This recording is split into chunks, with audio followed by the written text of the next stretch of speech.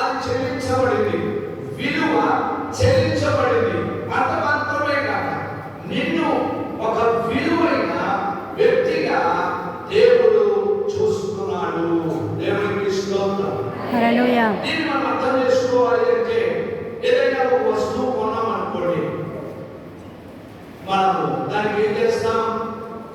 ఒక వాచ్ కొన్నారనుకోండి, ఈ వాచ్ మనం ఏం చేస్తాం? గ్యారంటీ విలువ చెల్లిస్తాం. ఒకటి విలువ చెల్లించిన తర్వాత ఎవరిదైంది? మనదైంది. ఓకే, ఇక రెండవది మన బాధ్యత ఎంతగా దీన్ని చూస్తామంటే, విలువ పెట్టి దీన్ని నేను మనకు ఐ పే దిస్ మచ్, దీనికి ఇంత డబ్బులు నేను చెల్లించాను, ఎంత డబ్బులు నేను చెల్లించాను, ఇది విలువైనది. దేవునికి స్తోత్రం. ఇదేమైంది? విలువైనది. వాచ్ విలువైందే కదా. ఇప్పుడంటే అది కాదు, కానీ అప్పుడు బాగా విలువైంది. దేనికైనా పని చేసి తాగడానికి కూడా. ఇప్పుడు ఇదంతా పనిచేయడం లేదు. ఎందుకంటే వాచ్ ఆ బాగుంటాయి, గడియారాలు బాగుంటాయి, అటువంటి ఇచ్చేద్దాం, మన పక్క గడియారం కొనుక్కుంటాం. ఒకసారి నేను టూర్ నుంచి లోపలికి వెళ్ళాలి, అక్కడ వెళ్ళాలంటే అతిశైక్యం కావాలి. తుండిలో అతిశైక్యం ఎవరిస్తాడో ఎవరు? అప్పుడు నా దగ్గర 135 రూపాయల వాచ్ ఉండేది. నేను కొన్ని వాడుతున్న watch, HMD watch, Vijay brand. అది ఆ సైకిల్ షాప్ దగ్గరికి వెళ్ళి, ఇది నేను దగ్గర పెట్టుకున్నాను, ఎక్సైకిల్ ఎవరు బాబు అని తుని వల్లభరావు సైకిల్ అడిగితే వాడు నాకు సైకిల్ ఇచ్చాడు. అంటే అప్పుడు ఏమైంది? కొంచెం పని చేసుకుంటా అక్కడ సుమారు 15 కిలోమీటర్లు వెళ్ళాలి. కాలేజీ ఏదో పని చెప్తే నేను వెళ్ళిపోతానని తెలిసే అర్థమైంది. ఇంకా అక్కడికి జరగాలి, నాకు సైకిల్ ఇవ్వాలంటే అర్థమన్నా వాళ్ళ దగ్గర పెట్టాను. అప్పుడు అది పెట్టి వెళ్ళాను. కాబట్టి విలువ పెట్టి కొనబడిన వారము మరియు విలువైన వారముగా పరిగణించబడుచుమా. ఈ విలువ ఎక్కడ దొరుకుతుంది మనకి?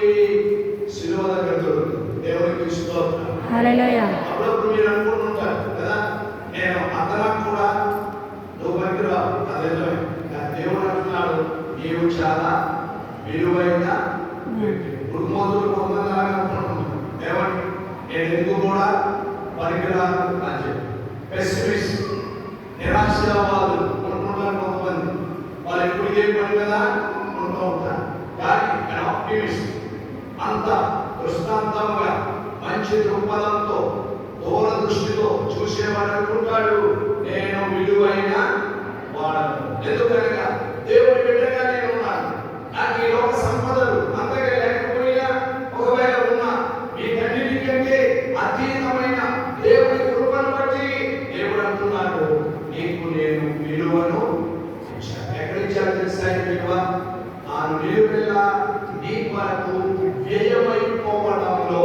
వ్యయమవడం అంటే అర్థమైంది, ఆయన ఖర్చు అయిపోయాడని అర్థం.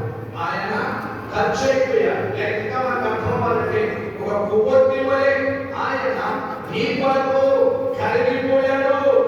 ఆ కరిగిపోవడంలో నీకు ఆ శిలువ మీద నుండి ఆ విలువను ఆయన ప్రసాదిస్తున్నాడు. దేవునికి స్తోత్రం. 303వ పాట ఉంది, కలువరి శిలువ, శిలువలో విలువ నాకు తెలిసెనుగా, కరుణము బాపగా కరుణను చూపగా నాకు తెలిసెనుగా.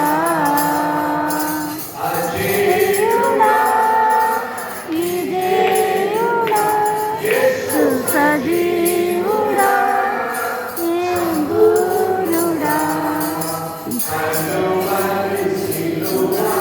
సిలువలో విలువ నాకు తెలిసెనుగా.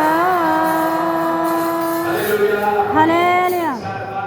చదువుకోండి. 303వ పాటలో చక్కని అర్థంతో దేవుడు నీకు ఎప్పుడు విలువించాడు, దేవుడు ఎప్పుడు నీ కొరకు విలువను చెల్లించాడు, దేవుడు ఎప్పుడు నిన్ను ఒక విలువైన బిడ్డగా ఆ శిలువలో తీర్చాడో అర్థమవుతుంది. శిలువ ద్వారా ప్రతి మానవునికి గొప్ప విలువ దొరుకుతుంది. మొదటి మాట. రెండవ మాట మనం చూద్దాం. రోమీయులకు రాసిన పత్రిక 7వ అధ్యాయం 24, 25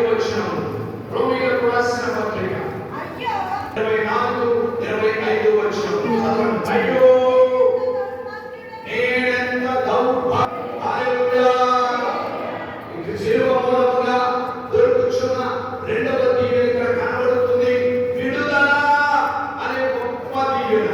పౌలు గారు ఈ అధ్యాయంలో ఉన్నత భాషా శైలిలో ధర్మశాస్త్రంలో ఒక పక్క చెబుతూ దేవుని మూలముగా దొరుకుచున్న కృపను గురించి మాట్లాడుచు, ధర్మశాస్త్రం అయితే నా అవయవములో చొరబడినదై నన్ను పాపములకు దాసునిగాను చివరికి ఏం చేస్తుందట 23వ వచనంలో అంటాడు. 23వ వచనం, వేరొక నియమం నా అవయవములలో ఉన్నట్లు నాకు కనబడుచున్నది. నా పాపము లేక ధర్మశాస్త్రం నన్ను చెరలో పెట్టేసింది, నన్ను బంధించేసింది. ఈ పంపకములలో నా విడుదల ఎక్కడ వస్తుంది అని గొప్పలు పెట్టుకుంటున్నాడు. అయ్యో అనే మాట, అయ్యో అనే మాట మనందరికీ తెలుసు. తప్పక ఆ మాట వినినప్పుడు మిగిలిన వారు కూడా చాలా కలవరపడతారు. అయ్యో మీకేం జరిగింది, ఏ పరిస్థితిలో ఉన్నారు? పౌలు వెళ్తున్నాడు, అయ్యో నేనెంత దౌర్భాగ్యుడను, లేక నా భాగ్యం నేను పోగొట్టుకున్నాను, దౌర్భాగ్య స్థితిలోకి నేను వచ్చేసాను. ఇక ఈ చెరలో నన్ను విడిపించేదెవరు, విడుదల ఎక్కడ దొరుకుతుంది అని అతను ఘోషిస్తూ ఉన్నప్పుడు అతను చెప్పుచున్న జవాబు మా ప్రభువైన యేసు క్రీస్తు ద్వారా నాకు ఆ విడుదల దొరికింది కనుక దేవునికి కృతజ్ఞతలు చెబుతున్నాను. ప్రభువైన యేసు క్రీస్తు కల్వరి శిలువలో నా ప్రాణమును పెట్టిన మూలముగా ఆయన నన్ను విడిపించాడు, నాకు విడుదలను కలుగజేశాడు. నాకు విడుదల దొరుకుచున్నది. ఏ పరిస్థితిలో చెరపట్టబడిన వారికైనా శిలువ మూలముగా విడుదల ఉంది. ఈ వెలిగిన వారు కొందరు ఇదిగో దీనిలో మీరు చెరపట్టబడిన వారిగా ఉన్నారు, దీనిలో మీరు చెరపట్టబడిన వారిగా ఉన్నారు, దీనిలో బంధించబడిన వారిగా ఉన్నారు అని చెప్తున్నా ఒక వ్యక్తిని గురించి నీవు మాట్లాడుచున్నప్పుడు ఆ వ్యక్తికి శిలువ మూలముగా మాత్రమే, శిలువ అడ్డకరం నిలువకరం కాదు కానీ శిలువ మీద తన ప్రాణమును పెట్టిన యేసయ్య ప్రేమ కనబడుతుంది. ఆ శిలువ